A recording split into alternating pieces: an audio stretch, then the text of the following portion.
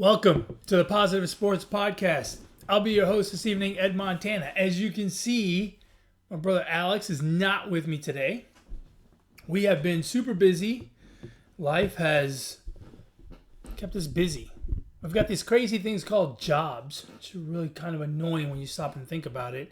They stop you from doing all the fun stuff that you want to do, hanging out with your friends.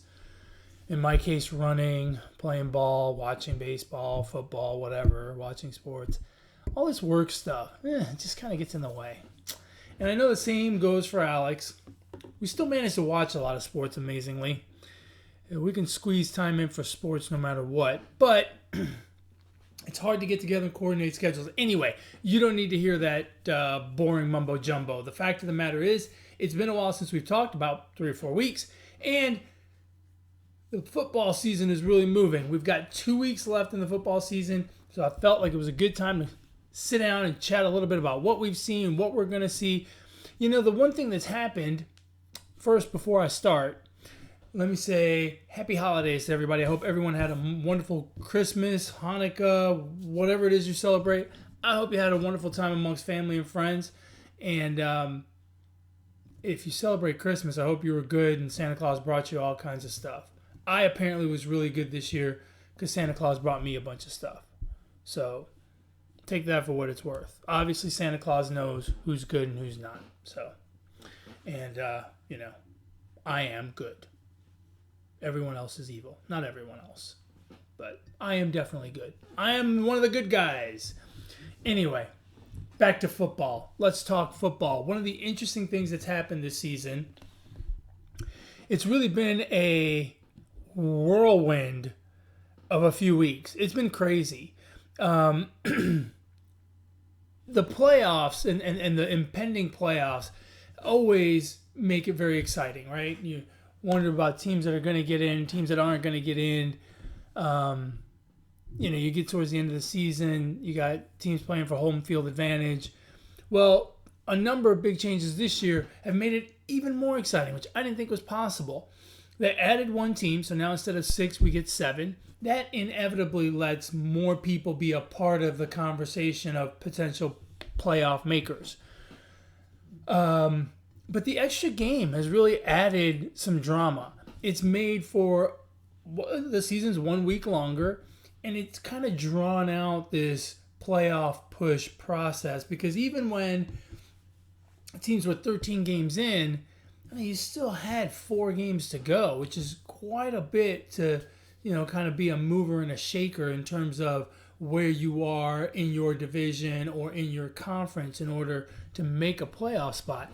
The other thing that became real interesting this year is with the addition of one more team, making it 7 per conference, now you've only got one team getting a bye in each conference. So being the best team in your conference really carries a heavy, heavy stick, right?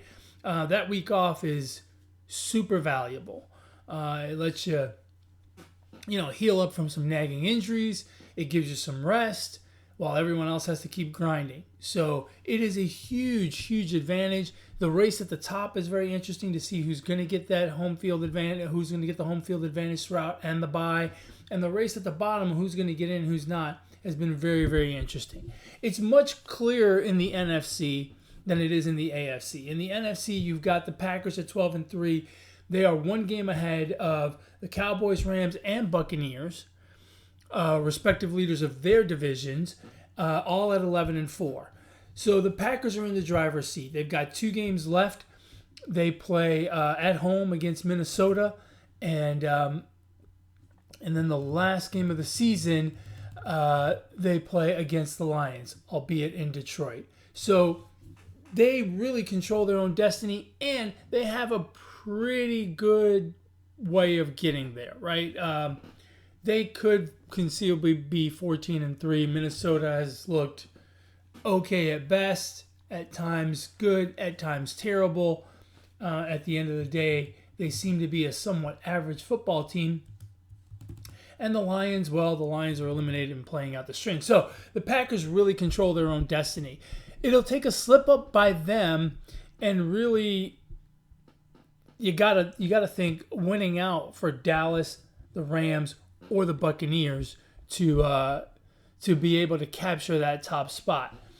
All three of those teams look to be well in control of their division. If I'm not mistaken, the Buccaneers and the Cowboys have won their division already, as have the Packers, obviously.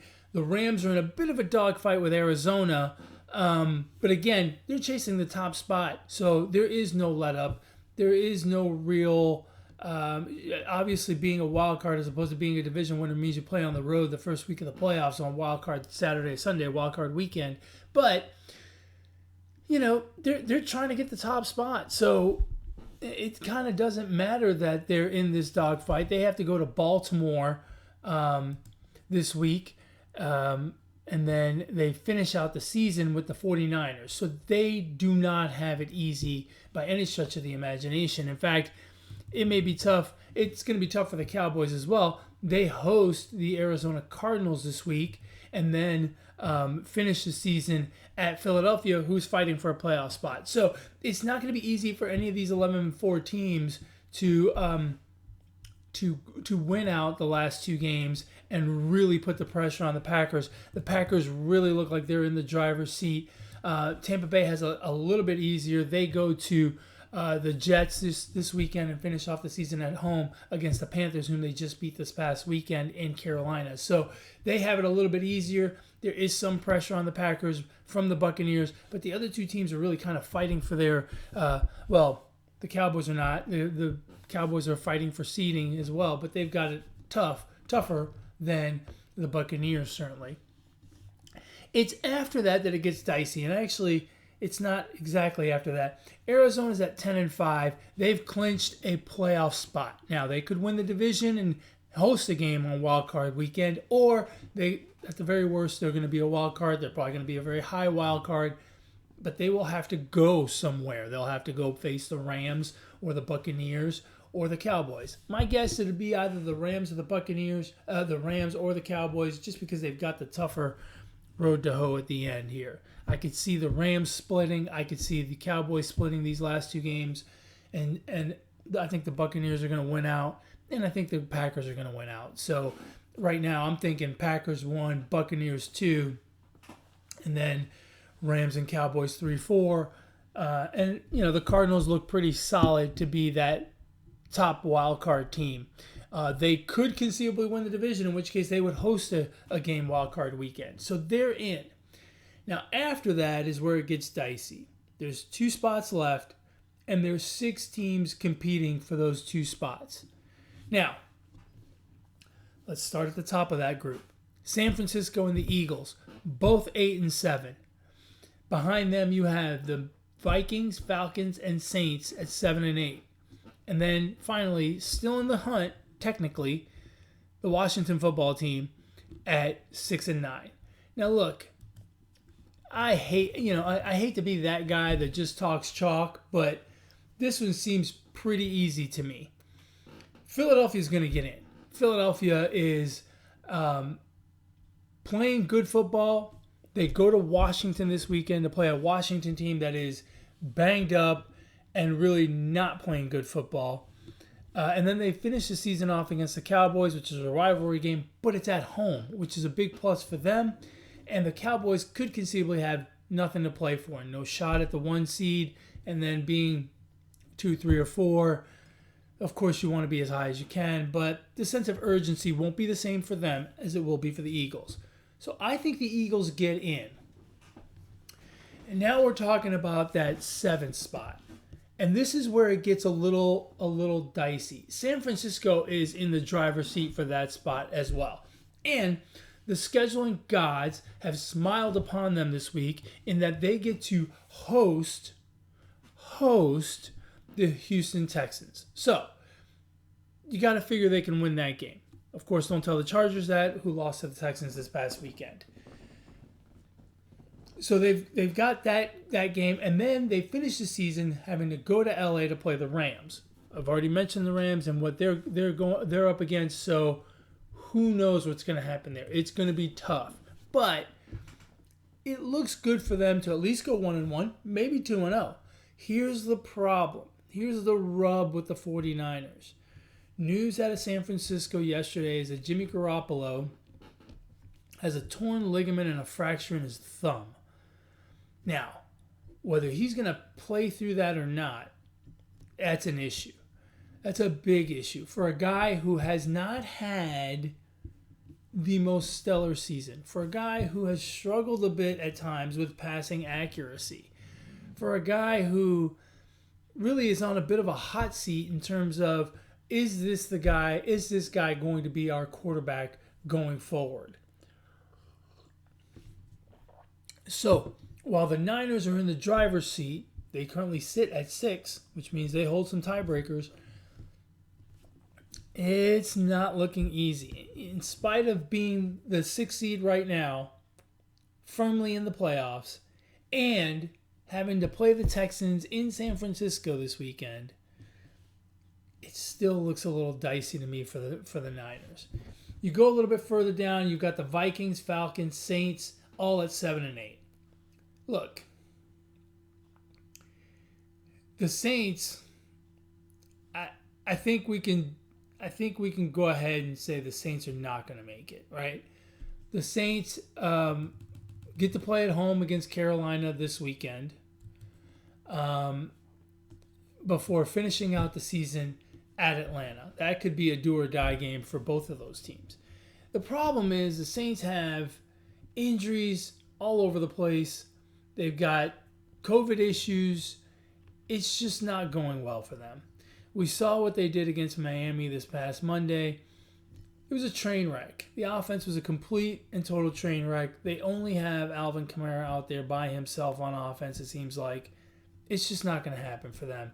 I think it's just going to be too much. That Miami loss, I think, sealed their fate. You've got Atlanta at 7 and 8.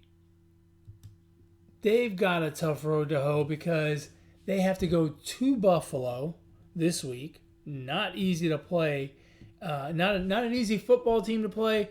Not an easy place to play in December/January. I guess it'll be January by then.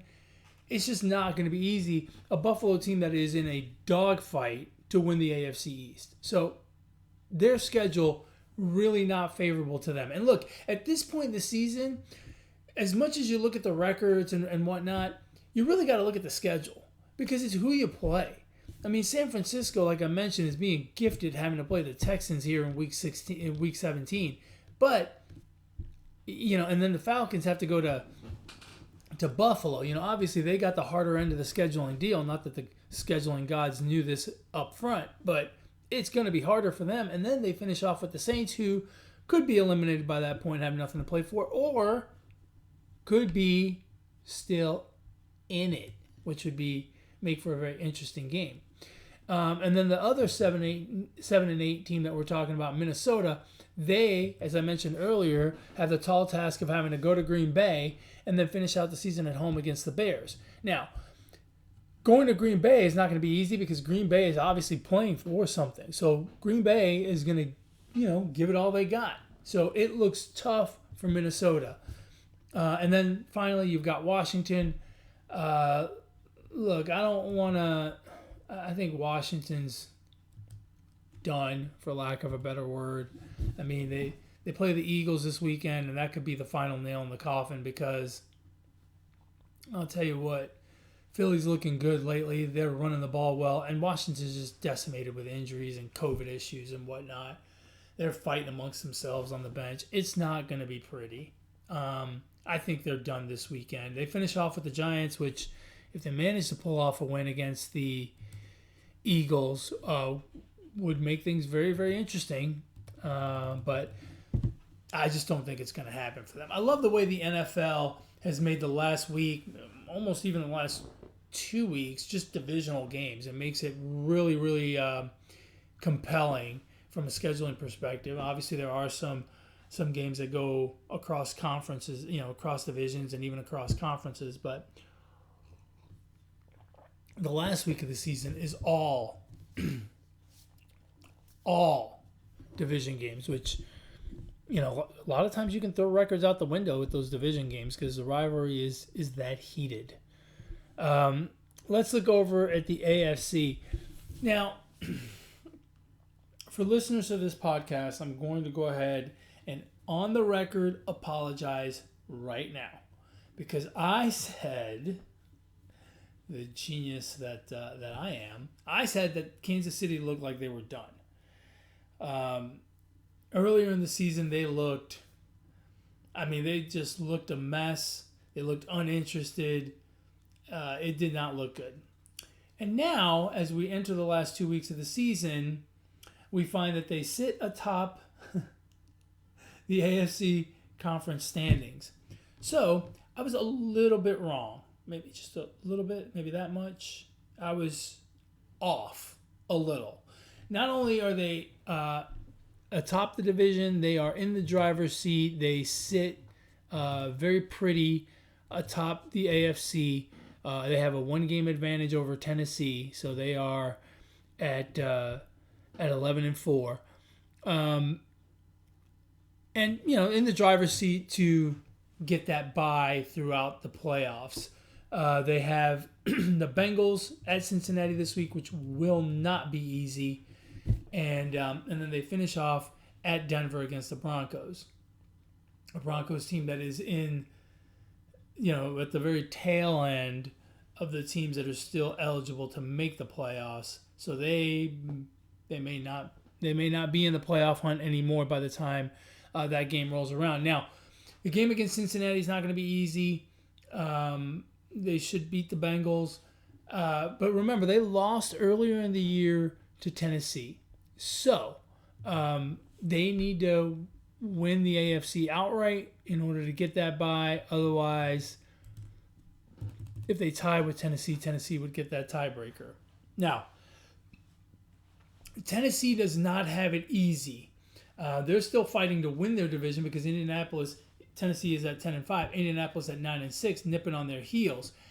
And Tennessee is another team that has just been absolutely destroyed by injuries. They lost Derrick Henry for the year earlier in the season, but the injuries just keep mounting. They finally got Brown back this past week, but again, it seems like they have half of their offense on IR. And it's been tough. And the COVID issue, right, has some of these teams have just gotten destroyed with COVID. Baltimore's one of them. Tennessee's another one. Washington has, half of their team on the COVID list. I mean, it's rough. And Tennessee this week hosts Miami. And then they finish off the season going down to Houston to play the Texans. So, if they can get through this Miami game and get a win, they're positioning themselves well to win the division and possibly, depending on what happens with Kansas City this week, they're positioning themselves to not just win their division, but be the number one team in the AFC for that bye week. Like I said, nipping at their heels are the Indianapolis Colts. To me, the Indianapolis Colts are probably the most underrated team in the NFL. They can run the football and really control the game offensively. Taylor's having an incredible season, and they are offensively extremely good. Defensively, they're a good football team. They control both sides of the line of scrimmage, and they look great. Now, as I say that, here we go, right?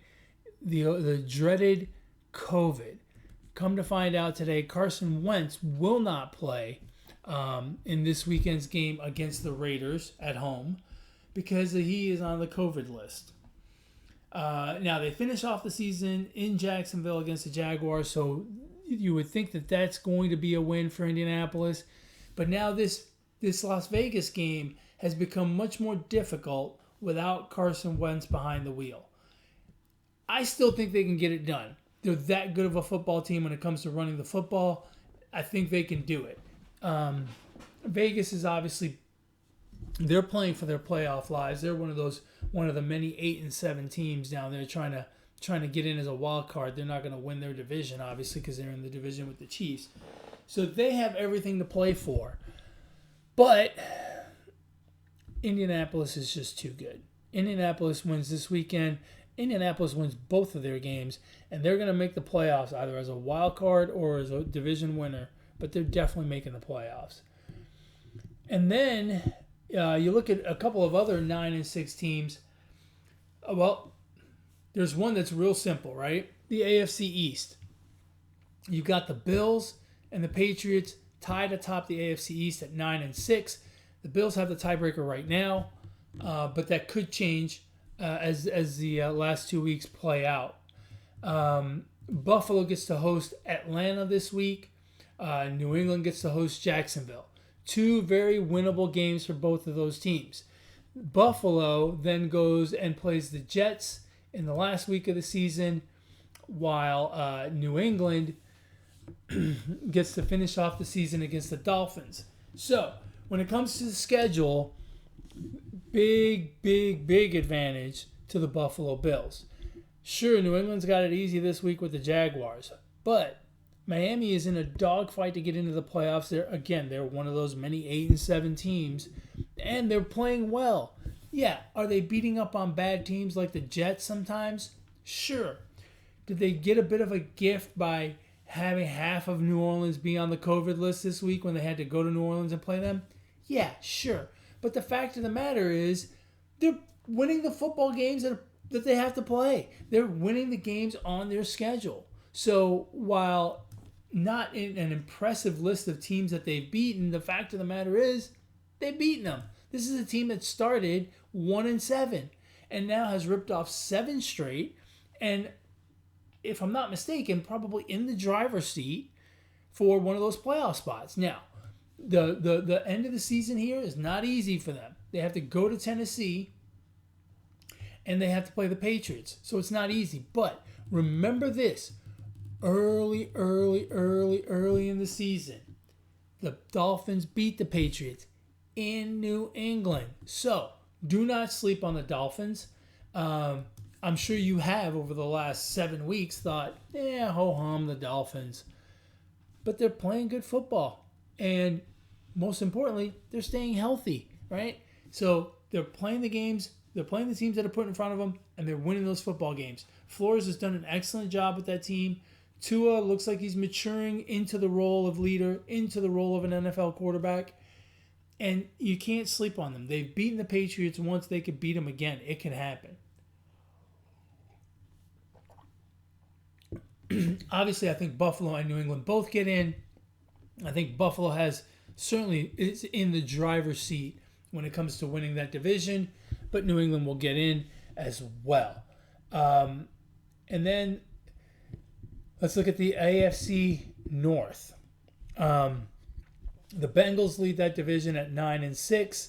You've got the Ravens, who the most impressive 8-7 record this year out of all the teams that are 8-7 are the Ravens, because they have the injury list for the Ravens is probably longer than their roster list.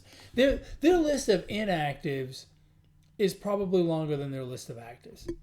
Hyperbole, I'm sure, but I'm telling you, the injury list is ridiculous. The COVID list on that team is ridiculous. It's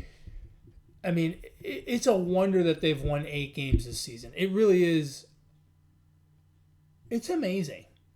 I mean, when you stop and think about it, and, there have been games where John Harbaugh just made kind of a silly decision in one of them and kind of gave a game away. And, it's amazing that they're 8-7. It really is amazing that they're 8-7. They're still in it. Pittsburgh is 7-1, and then the Browns are 7-8. It's the only division without a team having been eliminated. Well, no, I guess the AFC West technically has a team that has not been eliminated. Well, the AFC North is the only division where no team has been eliminated and nothing has been solved. All 4 of those teams can win the division. All 4 of those teams can be a wild card, and all 4 of those teams can miss the playoffs. That is a competitive balance right there. The Bengals look great. And let me tell you something. Joe Burrow is looking every bit the part of an elite NFL quarterback. I really like what I see in that guy. He moves around in the pocket well. He reads defenses well. He's very calm, very cool, very collected. He does not get rattled by the pressure. He seems to really be shaping up to be an elite NFL quarterback. I realize he's got a ways to go. I get it. He's not there yet. But is he on his way? Absolutely. The Bengals host the Chiefs this weekend, which should be an incredibly interesting game for them. And then they finish out the season with the Browns. Look, here in the AFC North, the schedule means everything, right? Because they're going to have to play each other. So everyone kind of controls their own destiny. The Browns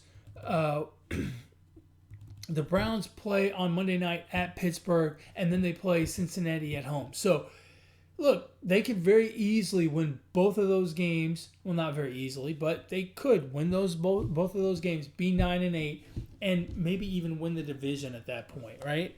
Obviously, some stuff would have to shake out for them. But everyone controls their own destiny. Cleveland has looked very up and down this year.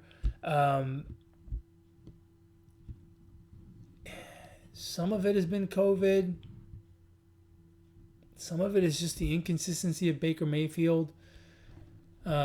Baker Mayfield's a good quarterback. I just don't know if he's going to be consistent enough to be that guy. The guy that takes you to the promised land. And I don't know that I trust him come these last two games of the season, especially in the case of Cincinnati, who will obviously have everything to play for. Pittsburgh is a different story in and of itself, right? Pittsburgh is 7-1. That tie with the Lions is funky. It's going to mess something up. It's not going to make it real easy to figure this out.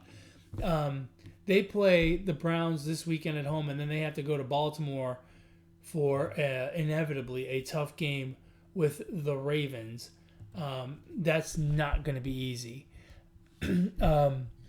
So Pittsburgh's another team I don't trust. Big Ben is obviously on the downside of his career. He just doesn't have the physical capabilities that he used to have. He doesn't. He was never very mobile. He comes down easily. Before he was a truck, you couldn't bring him down. But now, sacking Big Ben's not that hard to do. He's just, he's struggling to be a high caliber NFL quarterback at this point. Obviously, he has been for very many years, but he doesn't. He's just not that guy anymore. And Pittsburgh, as a team, is just not good enough to overcome that. I wonder if over the course of two tough games, if he's going to be able to, really do what he needs to do for this team to advance. They have to go 2-0 at 7-1. They pretty much have to go 2-0. I don't know that he can do it. Baltimore, obviously, is the other team in that division. They've got a tough road to hoe as well, right? They have the Rams at home and the Steelers at home, and that is a big plus for them playing at home. However, it's not going to be easy against either one of those teams. Those Pittsburgh games are always a dogfight. And, again, they have so many injuries to overcome. They can't seem to stay off the COVID list. There's just no easy way with them. I'm not going to give you a prediction on the AFC North.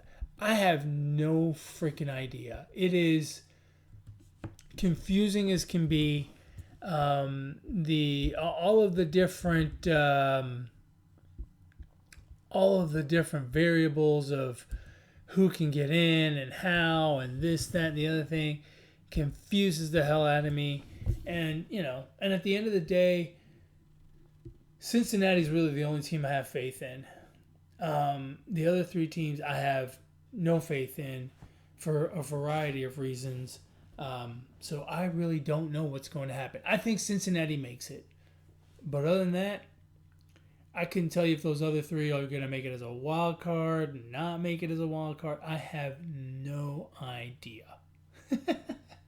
And that's the beauty of the NFL. That's the beauty of it, right? And even when you think you have an idea, right? Stuff happens. Look at the Chargers this past weekend against the Texans. You thought, oh, the Chargers will win that game. Nope. Speaking of the Chargers, let's move on to the AFC West. The Chiefs are in. We know the Chiefs and what they have to do, right? They obviously have, they've got to win out in order to get that 1 seed and get the bye. We have a de facto elimination game on Sunday, I believe, because the Denver Broncos at 7-8 go to LA to play the Chargers, who are at 8-7. I think the winner of that game is still alive. The loser of that game likely done. Certainly for Denver, they'd be done because they would be 7-9. I don't think 8-9 is going to get in this year. So for them, it's a must win. Another team that COVID has run rampant through them. Who knows what they're going to be able to do, all things considered. And it really doesn't get any easier for them after they play the Chargers, because then they have to play the Chiefs the last week of the season. So I'm not holding out hope for the Broncos. So back to the Chargers. The Chargers obviously have that game with Denver, which is a big game. They finish off the season against the Raiders, and it is in Las Vegas. The Raiders are 8-7. The Chargers are 8-7. The Raiders have to go to Indianapolis this week. So when it comes, I think I'm gonna say the same thing about the AFC West that I said about the AFC North. I have no idea. I know Kansas City's gonna get in. I even dare to say I think they're gonna win the top seed. But after that, I have no idea. I don't think Denver's gonna make it. It's gonna come down to the Chargers and the Raiders. The Raiders, a tough game with Indianapolis this weekend. The Chargers, a tough game at home against Denver. So they both have tough games. And then they have to play each other. So, and they have to worry about teams in other divisions, right? Like the AFC North and the Miami Dolphins from the East. And they don't have to worry about it. And I guess they don't really have to worry about anyone from the South, because the Colts are going to make it and the Titans are going to make it. So it's going to come down to, it could very well come down to that game between the Chargers and the Raiders in Las Vegas. It is a late afternoon game that is going to be must-watch TV. I mean, even if you're not an AFC fan, even if you're a fan of, the Packers, that game between the Chargers and the Raiders will probably have everything on the line on whether they get in or not, and it should be a lot of fun to watch. And you need to cozy up to the TV that day, and let's see how that all shakes out. I personally think the Chargers are going to make it, but I wouldn't be shocked if the Raiders did. Like I said, the Raiders have the tougher schedule this week, going to Indianapolis as opposed to the Chargers being at home against Denver, but Indianapolis doesn't have Carson Wentz. So, there's so many moving pieces. I hope you guys have been enjoying the football season. Let me tell you something. Between the expanded schedule, the expanded playoffs, the only one team gets a bye, the NFL being the most week-to-week league there is, and COVID, this has been the most entertaining and unpredictable season ever. I was wondering the other day, like, if you picked the outcome of, and I think I'm gonna do this next year. I wish I'd done it this year. Pick the outcome of every single game before the season starts. How many would you get right? How many would you get right? Think about that. I do a pigskin pick'em every week. Pick the winner of every game. I'm at about 60%, which quite frankly, is a miracle considering the way the season's gone with injuries and COVID. I'm at 60%. If I did this before the season started, I don't think I'd make 50%. I don't think I'd even come close. I think I'd be in the 40s, low 40s. I'll be curious. I think I'll try that next year and put that on my to-do list for 2022. We are in the roaring 20s. The roaring 20s of the 1900s were a great time. The roaring 20s of the 2000s has been miserable. We got hit with this COVID thing in March of 2020, and it's still fucking here. It is amazing.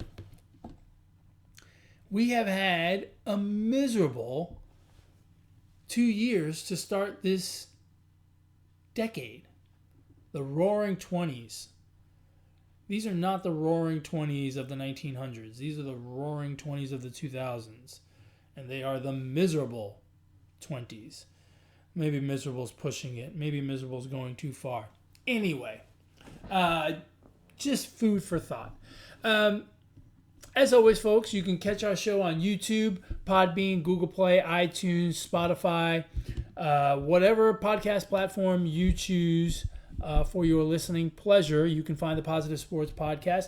You can reach the show via email, positivesports10@gmail.com, positivesports10@gmail.com. If you want to get a hold of my brother, Alex, and talk basketball, football, or any other sport, well, I shouldn't say any other sport. He's a big three guy, baseball, football, and basketball. And he'll occasionally dabble in some soccer, I think, especially around World Cup time. But then, even then he's not. He's a big three guy. You can reach my brother on Twitter at Brooklyn Gaucho1.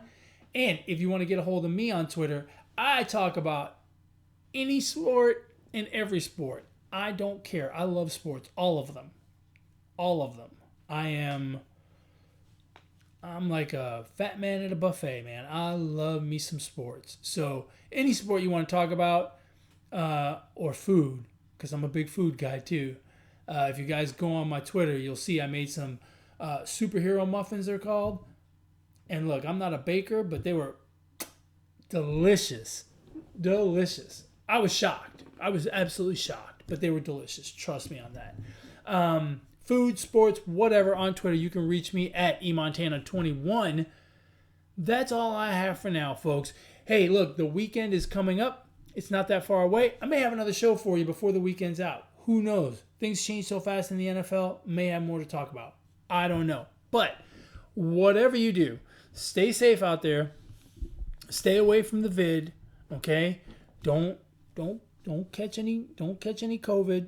I hear that's a bad thing. I don't know much about infectious diseases, but stay away from COVID. Stay away from the flu. Don't catch any of that stuff.